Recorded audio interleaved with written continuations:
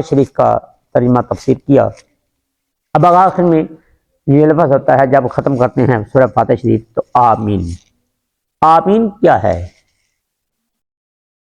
بس آمین یوں سمجھ لیجیے کہ یہ اسم اعظم ہے۔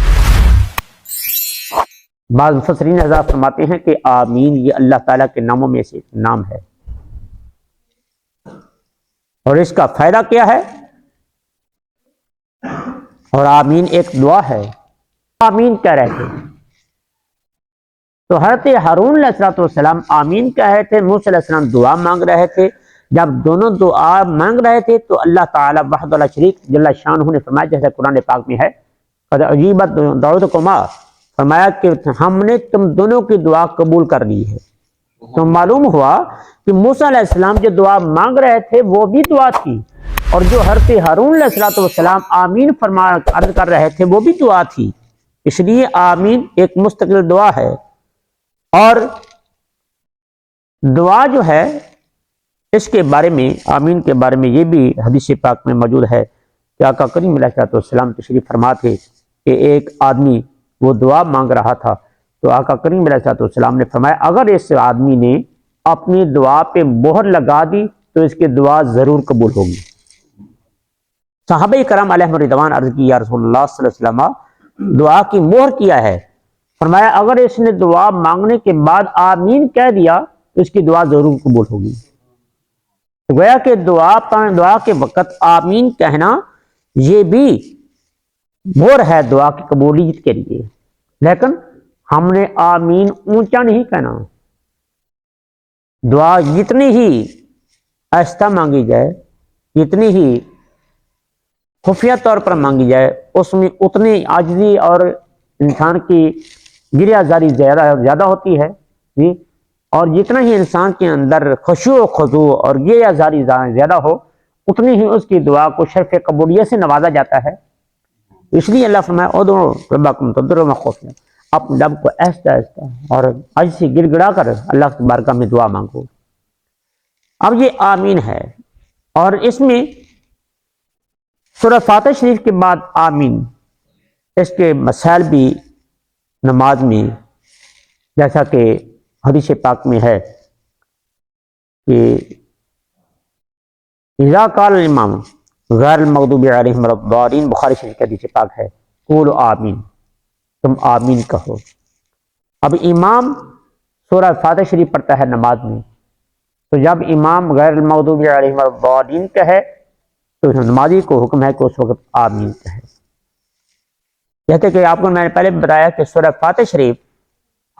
نماز شریف میں پڑھنا یہ واجب ہے، مطلقاً قرآن پڑھنا فرض ہے، سورہ فاتح شریف پڑھنا واجب ہے، لیکن حدیث پاک میں ہے کہ لا صلاۃ لہ لمن لم یقرأ بفاتحۃ الکتاب،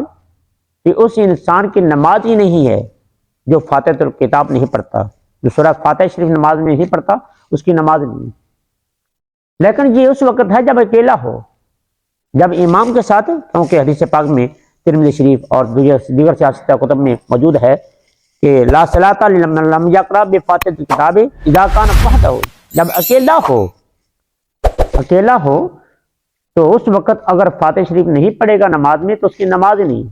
اگر امام کے پیچھے ہو تو پھر اللہ تعالیٰ کو حکم ہے اذا قرأت القرآن فاستمعوا لہ وانصتوا لعلکم ترحمون، اذا قرئ القرآن، جب قرآن پڑھا جائے، اذا قرئ القرآن، جب قرآن پڑھا جائے تو پھر خاموشی سے سنو اور چپ رہو، وانصتوا لعلکم ترحمون، تاکہ تم پر رحم کیا جائے۔ حکم ہے قرآن پاک میں کہ جب قرآن پڑھا جائے تو خاموشی سے اس کو سنو، اور حدیث پاک میں بھی حکم ہے کہ جب امام کے پیچھے ہو تو قراءۃ الامام لہ قراءۃ، کہ امام کا پڑھنا مقتدی کا پڑھنا ہے، اس لیے امام کا کام ہے پڑھنا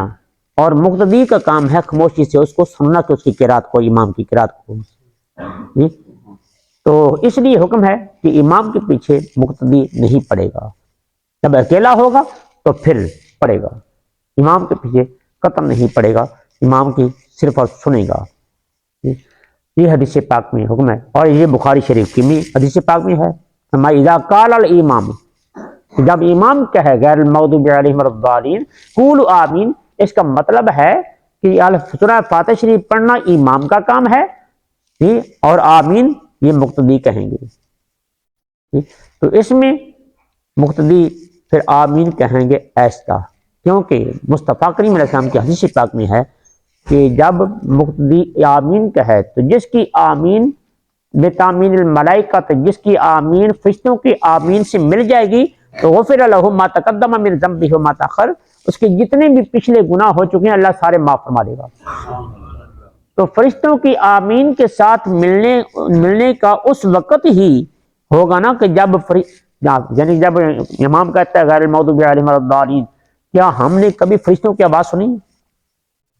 نہیں سنی۔ تو اس میں فرشتوں کی موافقت اس وقت ہی ہوگی کہ جب کہ ہم بھی آمین ایسا کہیں گے،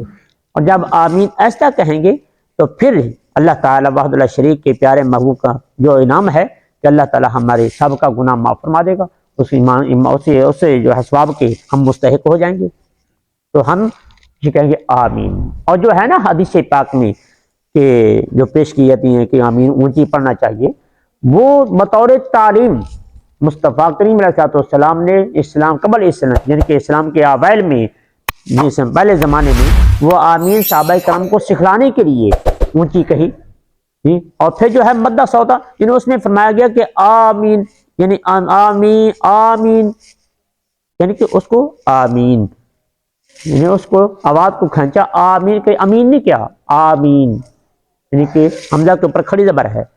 تو مدہ سودا یعنی اس کو آمین پڑھا، یہ طریقہ بتایا گیا ہے، لہذا اس کو آمین مقتدی جو ہے وہ ایسا پڑھے گا، اور امام جو ہے یہ فاتحہ شریف یہ مکمل ہوگی۔ اور سورہ فاتحہ شریف کی جیسے میں نے آپ کو پہلے عرض کیا تھا کہ سورہ فاتحہ شریف ایک سورۃ الشفا ہے، جو بیماری لا علاج ہو اس کو آپ ایسا کریں کہ کسی چینی کے پلیٹ پر سورہ فاتحہ شریف لکھیں، اور سورہ فاتحہ شریف لکھ کر اس کے اوپر شہد لگائیں، شہد لگا کر اس کے اوپر جو بارش کا پانی ہے اس سے دھو کر مریض کو پلایا جائے تو اللہ تعالیٰ شفا عطا فرماتا ہے، کیونکہ قرآن بھی شفا ہے اور شہد بھی شفا ہے، اور جو آسمان سے پانی نازل ہوتا ہے بارش سے وہ بھی اللہ تعالیٰ نے فرمایا اس میں شفا برکت ہے، یا اگر آب زمزم مل جائے تو وہ بھی شفا ہے، تو اس سے دھو کر مریض کو پلایا جائے تو اللہ تعالیٰ مریض کو شفا عطا فرماتا ہے۔ تو یہ ہمارے انتہائی